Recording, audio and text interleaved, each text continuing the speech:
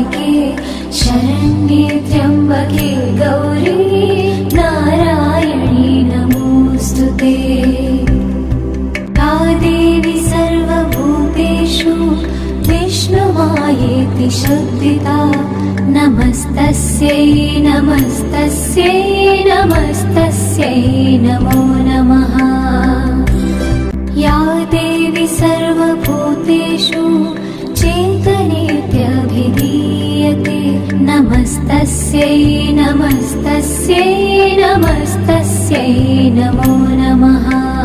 या देवी सर्वभूतेषु बुद्धिरूपेण संस्थिता नमस्तस्यै नमस्तस्यै नमस्तस्यै नमो नमः।